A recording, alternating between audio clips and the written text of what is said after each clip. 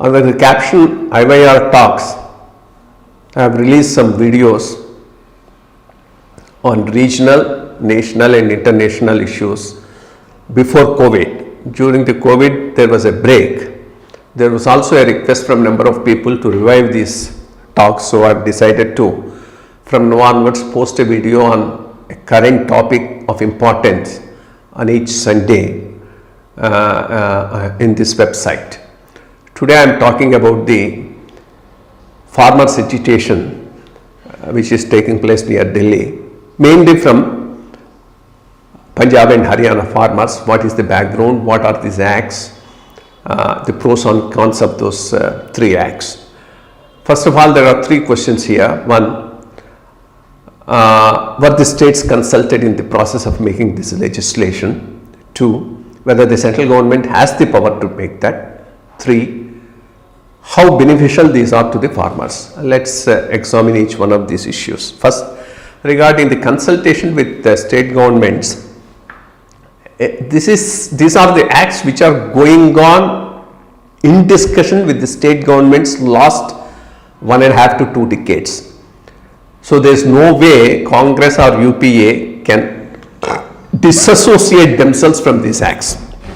These were circulated to all the states as model agricultural reforms acts, requesting the state governments to undertake enactments. And some of the state governments have already done it. Some of the state governments have taken up a contract farming act. Some state governments have already made amendments in the Agricultural Marketing Act to facilitate purchase of agricultural commodities outside the market yards.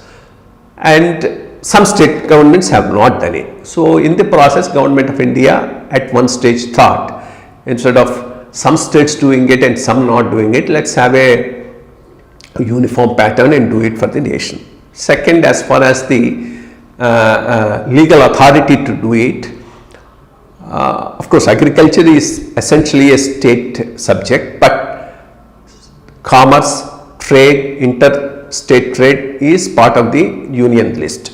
So taking advantage of that, central government has enacted these acts, and I am quite sure they will stand the test of the legal scrutiny as and when some of these issues are raised in high courts or in the Supreme Courts.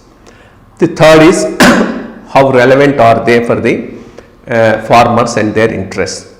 The first one, Essential Commodities Act amendment. This is totally an issue which has no great significance for the farmers. In fact, it was a strategic mistake of central government to club all these three together. If it was done separately, farmers wouldn't have even bothered to question this amendment itself. It's a central act. Essentially, it's an act which has a relevance for era of shortages. Now we don't have an era of shortage on a perennial basis. Sometimes they spurt and go, like sometimes you have a problem for onions, some other time you have a problem for mirchi, cotton or such thing.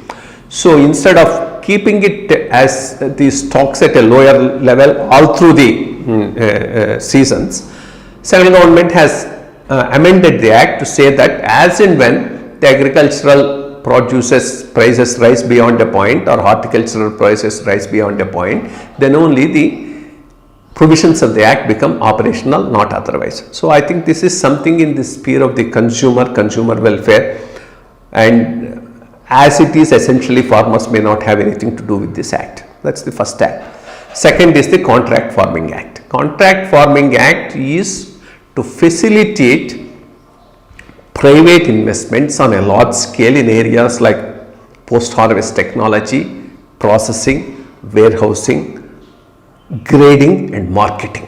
These are areas in which either you need to have a very well run cooperative to do it, or private investment will have to come. And it's not that these acts are not already there in some states. In fact, Andhra Pradesh, Telangana have a very well run Contract Farming Act to promote oil palm, to promote sugar cane. I mean, these crops are being grown under a Contract Farming Act, though it's not called, it's more as crop specific Contract Farming Act like Oil Palm Act and Sugar Cane Act. A lot of other states also have it. This is a very desirable thing from the farmer's point of view, and there are some checks and balances already put in place. We do need investment in these areas, and I mean something like, farmer goes maize. From maize to a cornflake, there is a lot of process which the farmer can't do it. Definitely private investment will have to come in there. Similarly, potatoes to chips, or for that matter any of these agricultural commodities. In fact, this is an area which can best be left to the state governments, because without the state government's involvement, commitment and support, even in case central government makes an act on contract farming, it will not be a success, and it is in the interest of the states and their farmers to really go in for these acts, and they will do it, and a lot of states have already done it.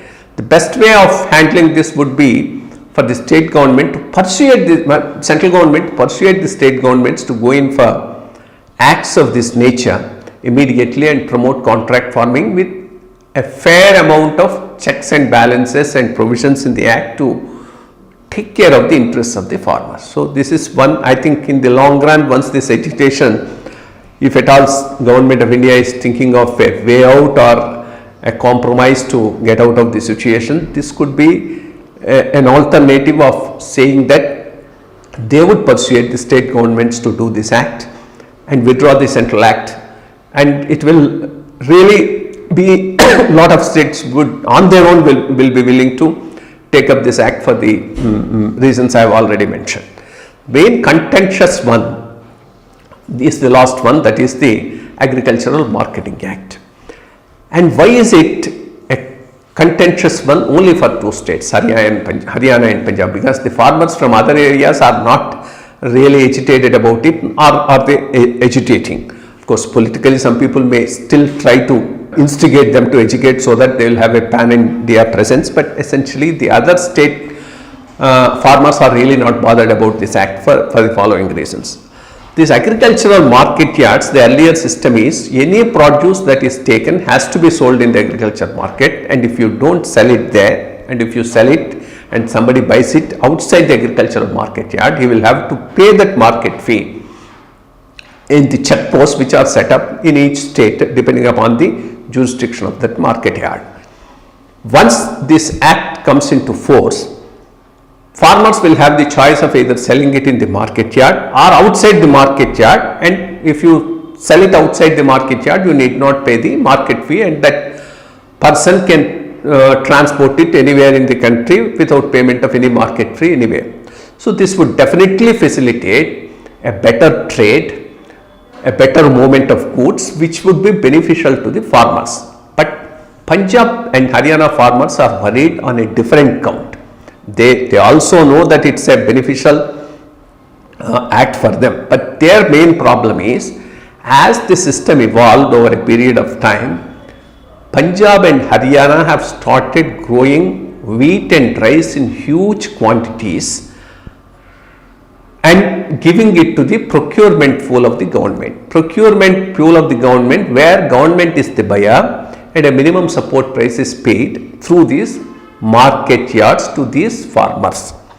The system has worked well for a long time when the quantities were small, but today the problem is the production is more, the requirement is less. In fact, last year Government of India is holding on to about 15 million tons of rice, 7 million tons of wheat, more than what is required for the PDS, because that's produced by the farmers and they are bound to buy it under the MSP system, and it's rotting in the godowns of the Food Corporation of India. The apprehension of the farmers of Haryana and Punjab is slowly this MSP system of buying whatever is produced by them, the quantity is produced by them, the central government may give a go by, is the apprehension. Otherwise, there should not be any agitation in the minds of the farmers against this particular act. In fact, Punjab and Haryana have an undue advantage because of the MSP system and because of the procurement in the market yards.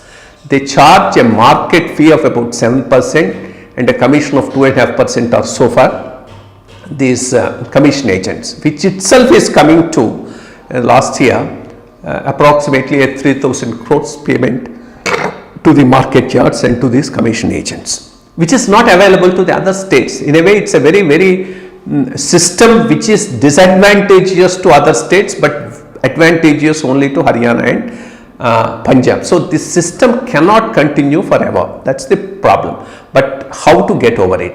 Unless Haryana, Punjab farmers go for crop diversification away from paddy and rice and take up other commodities, this problem is going to continue. So this is the final thing that needs to be looked at. There is a need for that also, even from the point of view of Haryana and Punjab, because these two crops are depleting the groundwater tables of the two states also. In fact, the water levels will go up if they start diversifying into oil seeds and pulses. The best thing is Government of India should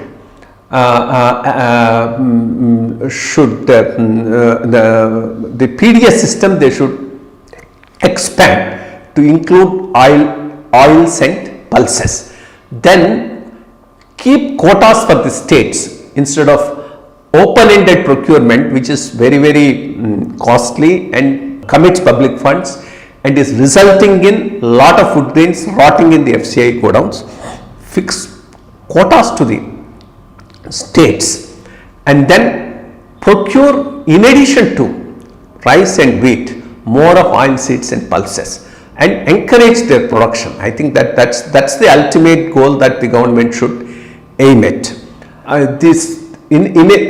But for that apprehension that the Government of India may not buy whatever they produce under the MSP, there is no other reason for the farmers to be agitated about this, because it does give a freedom to the farmer either to sell in the market yard or outside the market yard. So there is a lot of politics in the agitation more than the economics in the agitation, and naturally a sensitive issue, a regional issue, a political issue needs to be dealt with as a political issue with a spirit of give and take. Whatever is going to be the final outcome, whether the government would fully repeal or go in for some compromise, but in the end it should be made clear that the open-ended MSP procurement of wheat and rice is not possible in the long run, that there will be quotas for the states, and to that extent only Government of India would be in a position to buy. Beyond that, whatever is produced, it's for the farmer to take care, and that's where he should be advised to diversify to other crops, more remunerative crops, more needed crops like the oil seeds and pulses, and more remunerative crops like the commercial crops and the horticultural crops. Unless that crop diversification is done, whether this act stays as it is, as amended, or the amendment is revoked, the problem per se for Haryana and Punjab farmers will remain the same, because no governments can afford to keep on buying without requirement and allow them to rot just because that has been produced. That's the essence of the problem as far as this particular issue and the farmers' agitation is concerned. Thank you very much.